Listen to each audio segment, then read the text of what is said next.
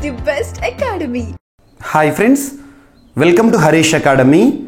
ఈరోజు వార్తలు నిలిచిన జాతీయ అంతర్జాతీయ రాష్ట్రీయాంశాల గురించి, వార్తలు నిలిచిన వ్యక్తులు, అవార్డులు, పుస్తకాలు, మరి క్రీడా సంబంధిత సమాచారం, ఒక్కొక్క అంశాన్ని వివరంగా తెలుసుకుందాం. ఈరోజు మన ఫస్ట్ టాపిక్ వచ్చేసి భారత్ 2024-25 సంవత్సరానికి గాను 2024-25 సంవత్సరానికి గాను ఒక అంతర్జాతీయ సంస్థలోని ఒక కేటగిరీలో సభ్యత్వాన్ని పొందుతూ వార్తల్లోకి వచ్చింది. సో వార్తలు నిలిచిన అంతర్జాతీయ సంస్థలపైన ప్రత్యేక శ్రద్ధ చూపండి. ఏదైనా అంతర్జాతీయ సంస్థ వార్తల్లోకి వస్తే ఎందుకు వార్తల్లోకి వచ్చింది, దాని యొక్క ప్రధాన కేంద్రం ఎక్కడ ఉంది, ఆ సంస్థ ఎప్పుడు ఏర్పాటైంది, అండ్ భారత్కి ఆ సంస్థకి సంబంధించిన సమాచారం ఏదైనా ఇటీవల కాలంలో వార్తలోకి వస్తే దాన్ని చూడాలి. సో ఇక్కడ ఈ టాపిక్ గురించి చెప్పే కంటే ముందు 2023 సంవత్సరం భారతదేశానికి చాలా ఇంపార్టెంట్. మనం 2023 సంవత్సరానికి సంబంధించి చాలా అంశాలు డిస్కస్ చేసినప్పుడు కొన్ని అంతర్జాతీయ సంస్థల గురించి చెప్పాను. ఉదాహరణకు తీసుకుంటే అంతర్జాతీయ కూటములు లేదా సంస్థలు. అంతర్జాతీయ కూటమి G20 ప్రత్యేకం. ఎందుకు చెప్పాను? భారత్ ఆధ్వర్యంలో, భారత్ అధ్యక్షతన 2023 సంవత్సరంలో G20 పనిచేసింది. సెప్టెంబర్ మంత్ 2023లో G20 శిఖరాగ్ర సదస్సు 18th సమ్మిట్కి భారత్ ఆతిథ్యం ఇచ్చింది. ఇదంతా మనకి ఇంపార్టెంట్. అండ్ నెక్స్ట్ వచ్చేసి 2023 షాంఘై కోఆపరేషన్ ఆర్గనైజేషన్ ఈ సంస్థకి కూడా భారతదేశం అధ్యక్ష బాధ్యతలను అద్భుతంగా నిర్వర్తిస్తుంది. అండ్ నెక్స్ట్ వసెనార్ అరేంజ్మెంట్ ఈ సంస్థకి కూడా భారతదేశం అధ్యక్ష బాధ్యతలు 2023 అని. And Asia Pacific postal union ఈ సంస్థకి అధ్యక్ష బాధ్యతలను భారతదేశం 2023 సంవత్సరంలో 6 నెలలు నిర్వర్తించింది. ఇలా వివిధ అంతర్జాతీయ సంస్థల గురించి 2023 సంవత్సరానికి ప్రాధాన్యతనిస్తూ మనం చూసాము. ఇప్పుడు రానున్న 2024 వెరీ వెరీ ఇంపార్టెంట్. భారతదేశానికి సంబంధించి ఐక్యరాజ్య సమితికి సంబంధించిన గణాంక విభాగము UNSC యునైటెడ్ నేషన్స్ స్టాటిస్టికల్ కమిషన్లో భారత్ 2024 జనవరి 1 నుండి సభ్యత్వాన్ని కొనసాగించబోతోంది. 2024 జనవరి 1 నుండి UNSC United nations statistical commission, ఇది ఇంపార్టెంట్. దాంతోపాటు మీకు రీసెంట్గా లాస్ట్ 1 వీక్ బ్యాక్ ఒక సంస్థ గురించి చెప్పాను, ఇంటర్నేషనల్ షుగర్ ఆర్గనైజేషన్ అని చెప్పేసి లండన్ కేంద్రంగా పనిచేస్తుంది. 2024 సంవత్సరానికి సంబంధించి భారత్ సభ్యత్వాన్ని పొందింది. సభ్యత్వాన్ని పొందడమే కాదు, అధ్యక్ష బాధ్యతల్లో నిర్వర్తించనుంది. ఇంటర్నేషనల్ షుగర్ ఆర్గనైజేషన్ ఆ సంస్థ గురించి చూసాము. ఇప్పుడు ఇంకొక అంతర్జాతీయ సంస్థ international maritime organisation, very very very important. ముందుగా ఈ సంస్థకి సంబంధించిన బేసిక్ చూడండి. ఈ సంస్థ 1958 ఇయర్లో ఏర్పాటైంది. అండ్ ఈ సంస్థలో భారతదేశం సభ్యత్వ దేశం. ప్రస్తుతం ఈ సంస్థలు ఎన్ని సభ్యత్వ హోదాతో ఉన్నాయి దేశాలంటే 175 దేశాలు ప్లస్ 3 అసోసియేట్ కంట్రీస్.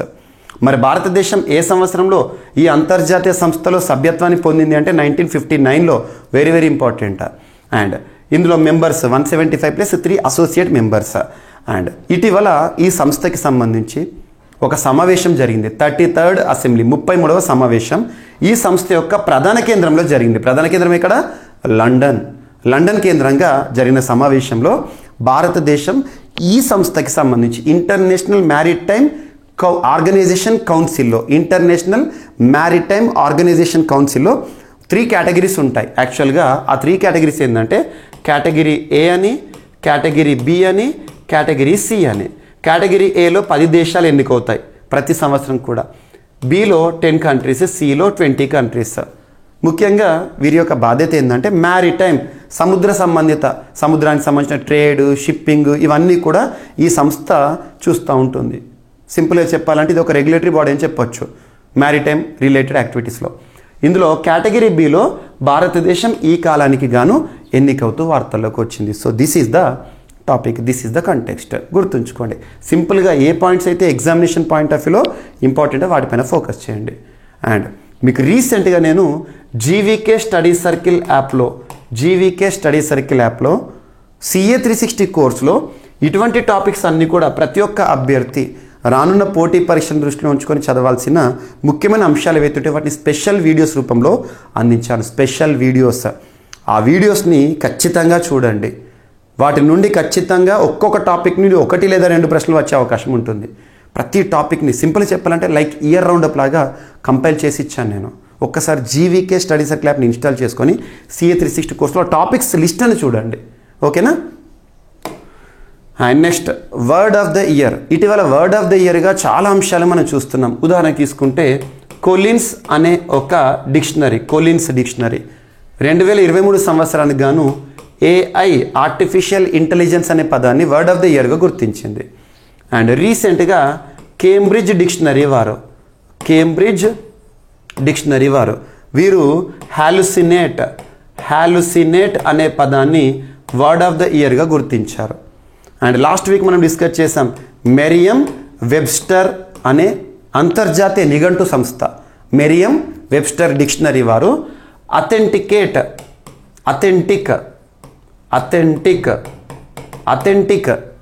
అంటే ఖచ్చితమైన అన్నట్టు అథెంటిక్ అనే పదాన్ని అత్యధిక సార్లు 2023 సంవత్సరంలో ప్రజలు వినియోగించారు ప్రపంచవ్యాప్తంగా అని చెప్పేసి వర్డ్ ఆఫ్ ది ఇయర్గా గుర్తించారు. సో ఇలా వర్డ్ ఆఫ్ ద ఇయర్స్ చూడండి. ఈరోజు వర్డ్ ఆఫ్ ద ఇయర్గా రిజ్ అనే వర్డ్ని ఎవరు గుర్తించారో చూడండి, సరిపోతుంది. సో ప్రపంచవ్యాప్తంగా అత్యంత ఎక్కువగా పాపులర్ అయిన RIZZ పదాన్ని ఆక్స్ఫర్డ్ యూనివర్సిటీ ప్రెస్ ఆక్స్ఫర్డ్ అని గుర్తుంచుకోండి. 2023 ఏడాదికి గాను వర్డ్ ఆఫ్ ద ఇయర్గా గత సోమవారం రోజున ప్రకటించారు. రీజ్ అనే పదానికి అనేక అర్థాలు ఉన్నాయి.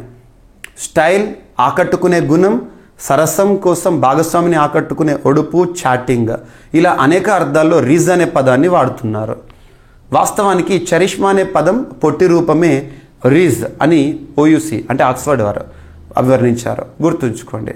సో రీజ్ అనే పదం ఈ సంవత్సరానికి వర్డ్ ఆఫ్ ద ఇయర్గా ఆక్స్ఫర్డ్ సంస్థ, ఆక్స్ఫర్డ్ యూనివర్సిటీ ప్రెస్ వారు గుర్తించడం జరిగింది. ఇటువంటి గుర్తుంచుకొని ఇలా కంపైల్ చేసుకోండి. మనము డైలీ కరెంట్ అఫైర్స్లో భాగంగా మీకు ఏ రోజు టాపిక్స్ని ఆ రోజు కానీ నెక్స్ట్ డే కానీ అందిస్తున్నాను. కానీ కంపైలేషన్ ఇంపార్టెంట్. ఈ సంవత్సరం పొడవునా నేర్చుకున్న టాపిక్స్ ఏవైతే ఉంటాయో వాటిని కంపైల్ చేసి ఒక్క దగ్గర నేర్చుకోవాలి. సో అందుకే మీకు జీవీకే స్టడీ సర్కిల్లో ఖచ్చితంగా నేర్చుకోవాల్సిన కొన్ని టాపిక్స్ని కంపైల్ చేస్తూ అందించడం జరిగింది. జీవీకే స్టడీ సర్కిల్ యాప్ని ఇన్స్టాల్ చేసుకోండి. CA 360లో ఆ టాపిక్ లిస్ట్ చూడండి, వాటిని ఖచ్చితంగా చదవండి, సరిపోతుంది. కొన్ని డెమో వీడియోస్, ఫ్రీ వీడియోస్ కూడా ఉన్నాయి. అండ్ నెక్స్ట్ ఇటీవల రైల్వే మంత్రిత్వ శాఖ వారు, కేంద్ర రైల్వే మంత్రిత్వ శాఖకి మంత్రిగా ఎవరు విధులు నిర్వర్తిస్తున్నారు? అశ్విని కుమార్ వైష్ణవ్ గారు. తను ఏం అనౌన్స్ చేశారంటే భారతదేశంలో సమస్యాత్మక ప్రాంతాలలో ఏనుగుల సంచారం ఎక్కువగా ఉండే కారిడార్ ఏరియాస్లో రైల్వే ట్రాక్ల పైన ఏనుగులు మృత్యువాత చెందుతున్నాయి.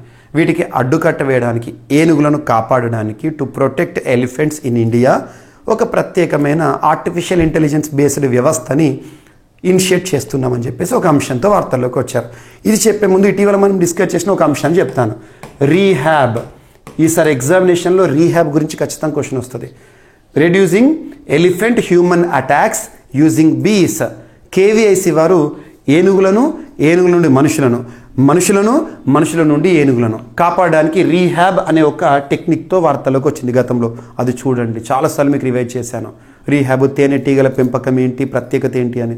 సో ఇక్కడ గజరాజ్ సిస్టమ్ అనే ఒక అంశంతో మినిస్ట్రీ ఆఫ్ రైల్వేస్ వారు చెప్తున్నారు. Railway minister Ashwini Kumar Vaishnaw announces the implementation of Gajraj system in forest areas, అటవీ ప్రాంతాలు. ముఖ్యంగా ఏ రాష్ట్రాల్లో అంటే అస్సాము, వెస్ట్ బెంగాల్, ఒడిషా, కేరళ, జార్ఖండ్, ఛత్తీస్గఢ్, తమిళనాడు, ఈ రాష్ట్రాల్లో అటవీ ప్రాంతాల్లో ఏనుగుల సంచారం ఉండే ప్రాంతాల్లో ఎలిఫెంట్ కారిడార్ ఏరియాస్లో రైల్వే ట్రాక్స్ వెంట ఈ సిస్టమ్ని ఆర్టిఫిషియల్ ఇంటెలిజెన్స్ బేస్డ్ కృత్రిమ మీద ఆధారంగా పనిచేసే వ్యవస్థను ఇంప్లిమెంట్ చేస్తారంట. సో గుర్తుంచుకోండి, వెరీ వెరీ ఇంపార్టెంట్. ఎగ్జామినేషన్లో గజరాజ్ సిస్టమ్ అంటారు, గజరాజ్ ఇంప్లిమెంటేషన్, అలా పేర్లు రకరకాలుగా ఇస్తారు. కరెక్ట్ అని గుర్తుంచుకోండి, గజరాజ్ సిస్టమ్. అండ్ సో డిఫెన్స్కి సంబంధించి ఏ పోటీ పరీక్ష అయినా, ఏ స్థాయి పోటీ పరీక్ష అయినా ఖచ్చితంగా క్వశ్చన్స్ వస్తాయి. డిఫెన్స్కి సంబంధించి వార్తల్లో నిలిచిన విన్యాసాల గురించి అడగవచ్చు, లేదంటే వార్తలు నిలిచిన రక్షణ రంగ దిగుమతుల గురించి అడగవచ్చు, అండ్ డిఫెన్స్ అక్విజిషన్ కౌన్సిల్ వారి ఆమోదాల గురించి అడగవచ్చు, అంతర్జాతీయ స్థాయిలో ప్రముఖ నివేదికలు సిప్రీ గురించి అడగవచ్చు, Stockholm international peace research institute.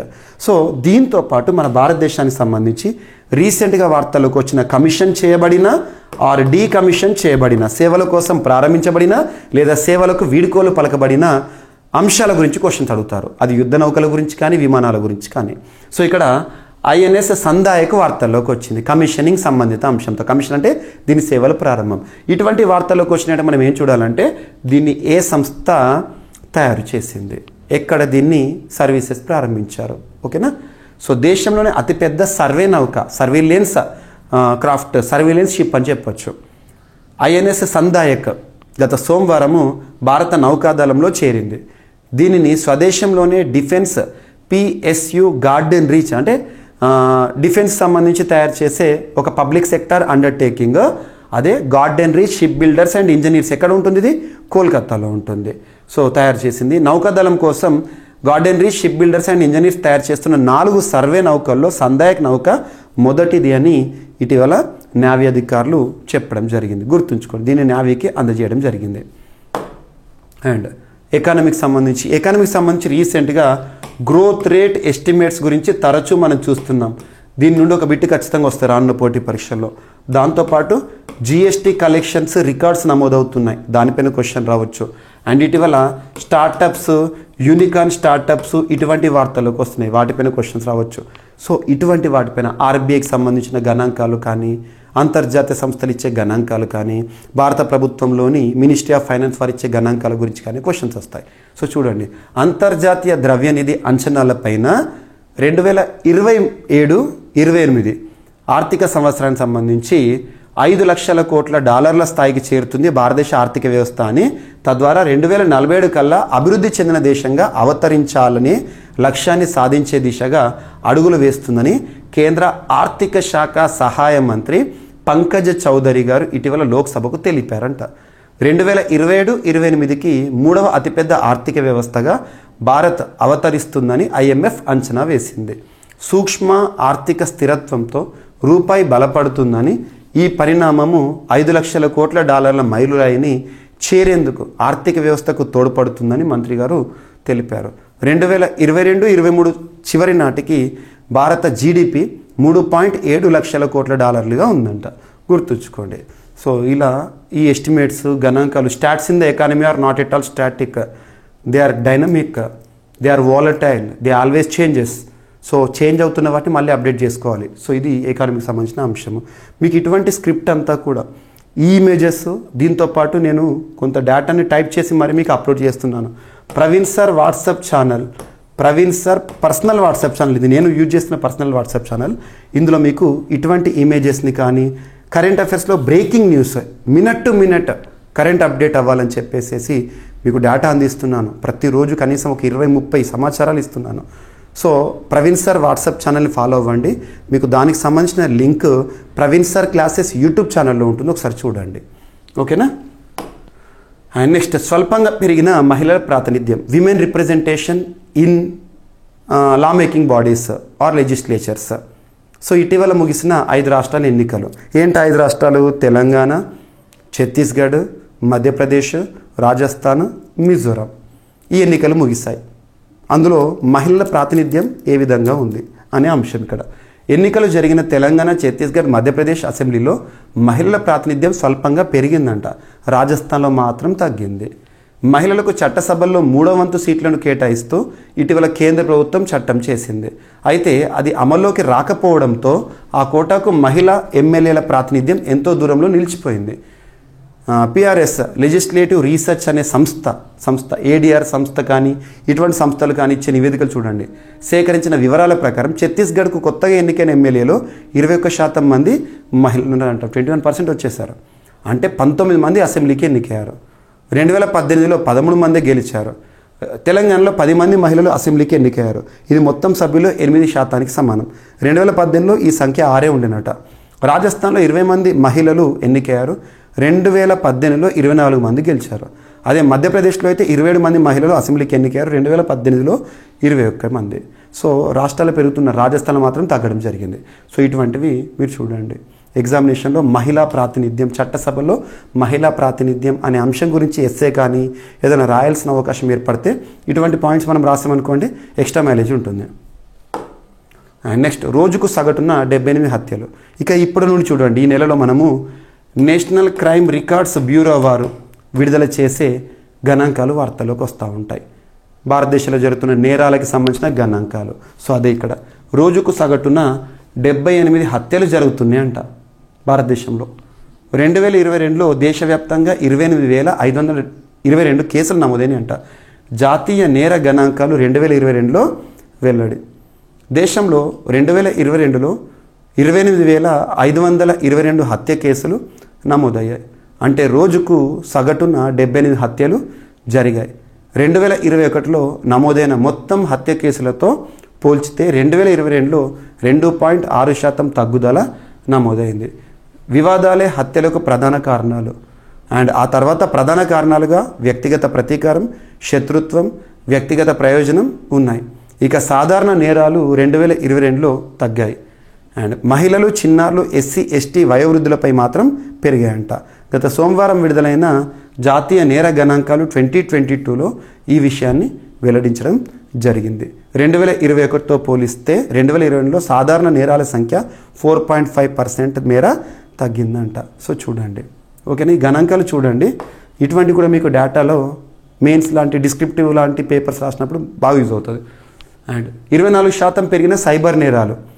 So national crime records bureau వారు ఏం చెప్తున్నారంటే సైబర్ నేరాలు కూడా పెరిగినాయి అంట.